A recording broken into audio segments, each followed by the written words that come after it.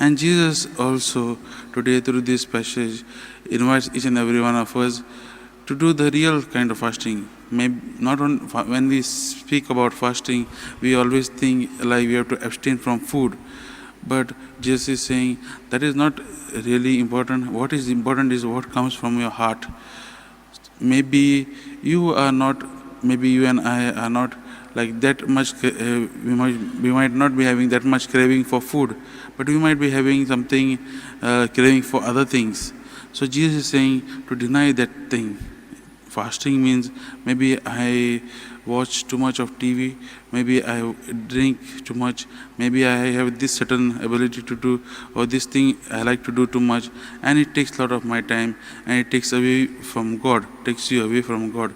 But Jesus is telling, no, you have to abstain from these things which is taking you away from the presence of the Lord.